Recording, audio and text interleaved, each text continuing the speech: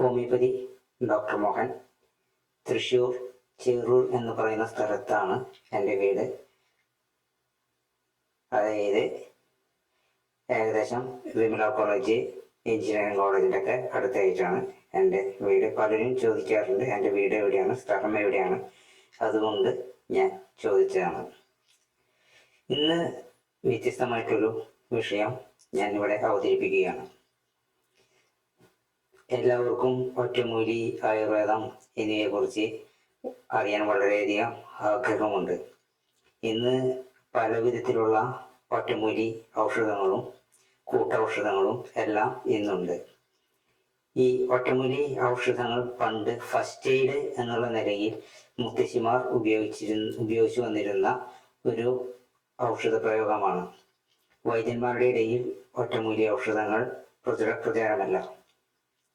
അപ്പോൾ ഒരു first aid എന്ന നിലയ്ക്കാണ് നമ്മൾ ഒറ്റമൂലി ഉപയോഗിക്കാറ്. നമ്മൾ ഇന്ന് മുഴുവനും അതിനെ മാത്രമാണ് ആശ്രയിച്ചു കൊണ്ടിരിക്കുന്നത്. ഒറ്റമൂലി എന്ന ഒരു ചികിത്സാ സമ്പ്രദായത്തെ നമ്മൾ ഇന്ന് പരിപൂർണമായി അംഗീകരിക്കുകയും സ്നേഹിക്കുകയും ചെയ്തുകൊണ്ടിരിക്കുന്നു. അതിൻ്റെ ഫലപ്രാപ്തി അതിവിദൂരമാണ്. ഏറെക്കുറെയൊക്കെ ആളുകൾക്ക് അത് സത്യസന്ധമായിട്ട് ഫലിക്കുമെന്നുണ്ടെങ്കിലും എന്നാൽ കുറെ പേർക്ക് അത് ഫലിച്ചു എന്ന് വരികയില്ല. അതിനേക്കാൾ മുൻപ് ഈ ഔഷധത്തിന്റെ ചില കാര്യങ്ങളെ ഒറ്റമൂലിയെ കുറിച്ച് പറയുമ്പോൾ ഇന്ന് വളരെയേറെ പ്രചാരമുള്ള ഒരു സംഗതിയാണ് നമ്മുടെ യോഗാസനങ്ങൾ. യോഗാസന മുറകളിൽ കൂടെ പലരും രോഗത്തിന് ആശ്വാസം കണ്ടെത്താൻ ശ്രമിക്കുന്നുണ്ട്. ഇതിൻ്റെ ഒരു ഉത്ഭവ കഥ ഞാൻ സാമാന്യമായി ചുരുക്കമായി ഇവിടെ പറയുകയാണ്. നമ്മുടെ ഭൂമിയിൽ എല്ലാ കാലവും എല്ലാ ഔഷധികളും നമുക്ക് ലഭ്യമല്ല.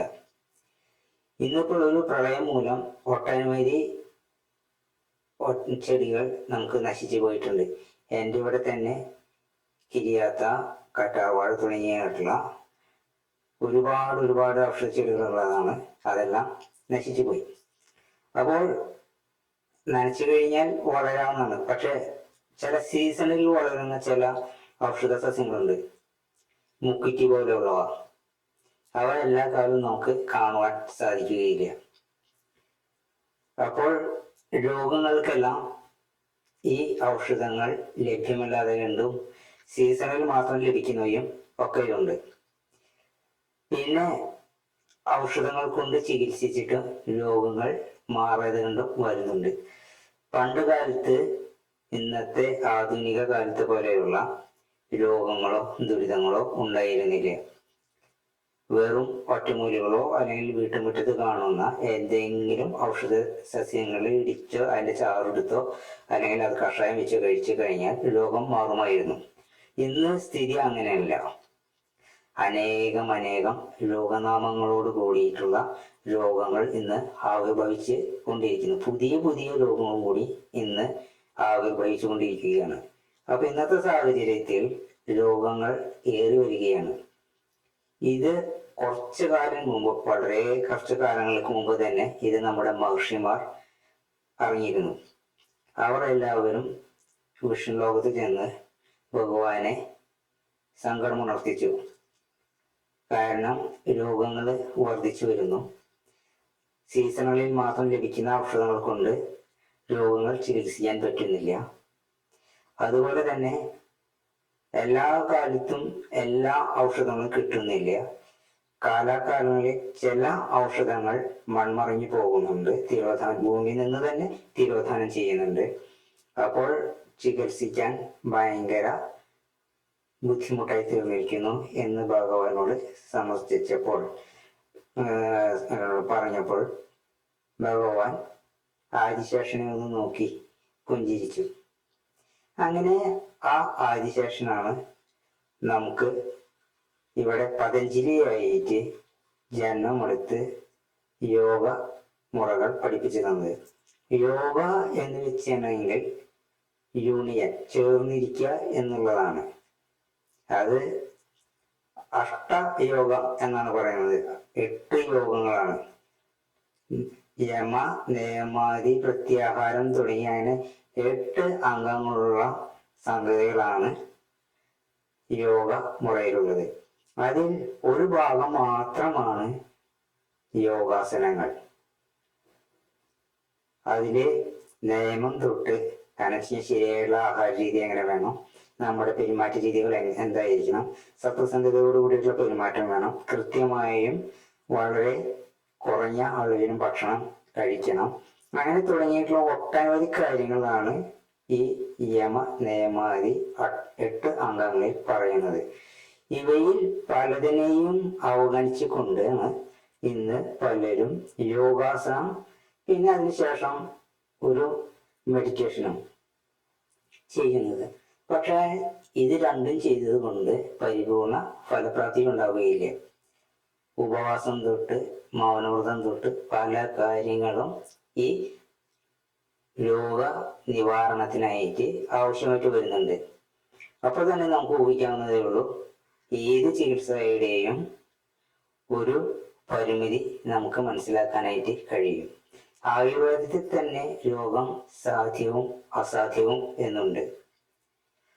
അതുപോലെ തന്നെയാണ് നമ്മൾ ഒരു ചികിത്സയ്ക്ക് ഒരു അലോപ്പതി ഡോക്ടറെ കാണുകയാണെങ്കിൽ പ്രമേഹത്തിന് ചികിത്സയുണ്ടോ, അല്ലെങ്കിൽ ചികിത്സയുണ്ടോ ചോദിച്ചാൽ ചികിത്സയുണ്ട്, മരുന്നുണ്ടോ എന്ന് ചോദിച്ചാൽ മരുന്നുണ്ട്. പക്ഷെ എല്ലാം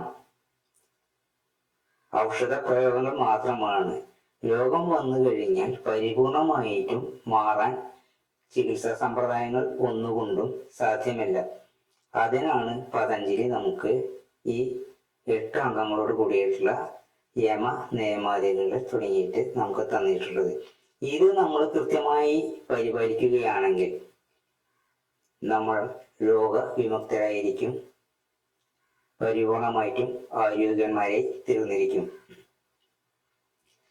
പിന്നെ പറയുകയാണെങ്കിൽ അഗ്നിഹോത്രം ഒരുപാട് രോഗനിവാരണത്തിന് വളരെ ആവശ്യമുള്ള ഒരു കാര്യമാണ്. പ്രാണായാമം വളരെ അത്യാവശ്യമുള്ള ഒരു കാര്യമാണ്. ഇന്നത്തെ കാലത്ത് പ്രാണായാമം ചെയ്യുന്നത് പൊല്യൂട്ടഡ് എയറാണ് നമ്മൾ വീണ്ടും ശ്വസിച്ചു കൊണ്ടിരിക്കുന്നത്. ശുദ്ധവായു ദൗർലഭ്യവും ശുദ്ധവെള്ള ദൗർലഭ്യവും ഇന്ന് വളരെയധികം നമുക്ക് നേരിടുന്നുണ്ട്. അപ്പോൾ നാം ശ്രദ്ധിക്കേണ്ട ഇത്തരം കാര്യങ്ങളും കൂടി നമ്മുടെ ചികിത്സാ സമ്പ്രദായത്തിൽ പരിഗണിക്കേണ്ടതായിട്ട് വരുന്നുണ്ട്. പിന്നെ വരുന്ന ഒരു പ്രധാനപ്പെട്ട കാര്യം വരികയാണെന്നുണ്ടെങ്കിൽ, നമ്മൾ ഇതൊക്കെ ചെയ്താലും രോഗങ്ങൾ മാറണമെന്നുണ്ടെങ്കിൽ കർമ്മം എന്ന് പറയുന്ന ഒരു സംഗതി, ഒരു സവിശേഷതയും കൂടിയുണ്ട്. അത് നമ്മുടെ കർമ്മം എന്ന് പറഞ്ഞ പ്രവൃത്തികളായിരിക്കാം. ഭക്ഷണ രീതിയും ഒരു തരം പ്രവൃത്തി തന്നെയാണ്, ജീവിതശൈലിയും ഒരു തരം പ്രവൃത്തി തന്നെയാണ്. ഇതെല്ലാം നമ്മുടെ കർമ്മപദത്തിൽ വരുന്നുണ്ട്. നിങ്ങൾക്ക് യോഗാസനങ്ങൾ ചെയ്യുകയാണെങ്കിൽ, യോഗാസനങ്ങൾ മാത്രം ചെയ്യുകയാണെങ്കിൽ രോഗത്തിൽ നിന്നും വിമുക്തി ലഭിക്കുന്നതല്ല. അതുപോലെ തന്നെ ധ്യാനമുറകൾ മാത്രം അഭ്യസിച്ചുകൊണ്ടും നിങ്ങൾക്ക് രോഗവിമുക്തി നേടാനാവുന്നില്ല. അതുപോലെ തന്നെ പ്രാണായാമം, ഈ 8 അംഗങ്ങൾ ചെയ്ത് പരിശീലിച്ചാൽ മാത്രമാണ് നിങ്ങൾക്ക് രോഗവിമുക്തി ലഭിക്കുകയുള്ളൂ. പിന്നെ നിങ്ങൾക്ക് വേണ്ടത് മനസ്സ് ശുദ്ധീകരിക്കൽ എന്നുള്ളൊരു പ്രക്രിയയാണ്. ആ മനസ്സ് ശുദ്ധീകരിക്കുന്ന ഒരു പ്രക്രിയയാണ് ധ്യാനം, സമാധി എന്നിവയിലൂടെ നാം നേടിയെടുക്കുന്നത്. നാം വളരെയേറെ ദുരിതങ്ങളിലൂടെയും രോഗങ്ങളിലൂടെയും ആണ് കടന്നു പോകുന്നത്. ഇതെല്ലാം നാം തന്നെ വരുത്തിവെക്കുന്ന വിനകളാണ്. നമ്മുടെ ശരീരത്തിൽ നിന്നാണ്, അല്ലെങ്കിൽ നമ്മുടെ മനസ്സിൽ നിന്നാണ് രോഗങ്ങൾ ഉണ്ടാകുന്നത്. അവയ്ക്ക് മാറ്റുവാനായിട്ട് നമ്മുടെ ശരീരത്തിന് അല്ലെങ്കിൽ നമ്മുടെ മനസ്സിന്, നമ്മുടെ തലച്ചോറിന് കഴിയും. ഉദാഹരണമായിട്ട് പറയുകയാണെങ്കിൽ, നമ്മൾ ഭയക്കുമ്പോൾ നമ്മുടെ ഹൃദയമിടിക്കുന്നു. ഹൃദയമിടിക്കുമ്പോൾ അത് താനെ ഉണ്ടാകുന്നതല്ല, നമ്മുടെ മനസ്സിന്റെ ഭീതിയിൽ നിന്നും അതുപോലെ തന്നെ തലച്ചോറിൽ നിന്നും ഉണ്ടാകുന്ന ഹോർമോണാണ്. ഈ ഹോർമോൺ നമ്മളെ അറിയിക്കുന്നത് ഭയം പാടില്ല എന്നുള്ളതാണ്. അത് വിലക്കുകയാണ് ചെയ്യുന്നത്. അങ്ങനെയുള്ള ഈ അവസരത്തിൽ നാം അതിനെ അതിജീവിക്കേണ്ടതാണ്. ഭയപ്പെടേണ്ട ആവശ്യമില്ല. അപ്പോൾ നമ്മുടെ തലച്ചോറിൽ നിന്നും ഹോർമോൺ ഉൽപ്പാദിപ്പിക്കപ്പെടുന്ന ഒരു രാസവസ്തു, അത് വിഷമാണ്, ടോക്സിനാണ്. അതേപോലെ തന്നെ നമുക്ക് സങ്കടം വരുമ്പോൾ നമ്മുടെ തൊണ്ട ഇടറാറുണ്ട്. അങ്ങനെ ഇടറുന്ന സമയത്ത് നമ്മുടെ ശരീരത്തിൽ ടോക്സിൻ ഉണ്ടാകുന്നു. ഇതൊന്നും നമ്മുടെ ചികിത്സ കൊണ്ടോ ഔഷധ പ്രയോഗങ്ങളെ കൊണ്ടോ മാറുന്നതല്ല. വീണ്ടും നാം ശരീരത്തിലേക്ക് ഔഷധങ്ങൾ സ്വീകരിക്കുമ്പോൾ അതിൻ്റെ ദോഷങ്ങളും കൂടി നാം സ്വീകരിക്കപ്പെടുന്നു. ആയുർവേദത്തിൽ ഒട്ടുമിക്ക മരുന്നുകളും ശുദ്ധീകരിച്ച ശേഷമാണ്, അതായത് അതിന്റെ ദോഷം തീർത്ത ശേഷമാണ് നാം കഴിക്കുന്നത്. അപ്പോൾ അങ്ങനെ ദോഷം തീർക്കാത്ത അലോപ്പതി മെഡിസിൻ ആണെന്നുണ്ടെങ്കിലോ അതിന്റെ ദോഷം കൂടി നാം പേറേണ്ടതായിട്ട് വരുന്നു. അതിന്റെ ദോഷം നാം തീർക്കുന്നില്ലേ? നമ്മുടെ ശരീരത്തിൽ നാം ഉണ്ടാക്കി വെച്ചിട്ടുള്ള ടോക്സിനും പുറമെ നിന്നും നാം സ്വീകരിക്കുന്ന ഈ ടോക്സിനും എല്ലാം കൂടി നമ്മളെ മഹാരോഗികളാക്കി തീർക്കുകയാണ്. ഇതിനെ മറികടക്കുവാനായിട്ട് നമുക്ക് അഷ്ടാംഗ യോഗ പരിശീലിക്കുകയാണ് ഏറ്റവും ഉത്തമം. അഷ്ടാംഗ യോഗ ഒരു നല്ലൊരു മാസ്റ്ററിൽ നിന്ന് പഠിക്കേണ്ടതാണ്. വെറും യോഗാസനങ്ങൾ മാത്രം സ്വീകരിച്ചാൽ പോരാ. യമ, നിയമാദി, പ്രത്യാഹാരം തുടങ്ങിയിട്ടുള്ള എല്ലാ കാര്യങ്ങളും മനസ്സിലാക്കി വേണ്ട വിധത്തിൽ പ്രവർത്തിച്ചാൽ നമുക്ക് രോഗങ്ങളിൽ നിന്ന് വിമുക്തി നേടാനാകും.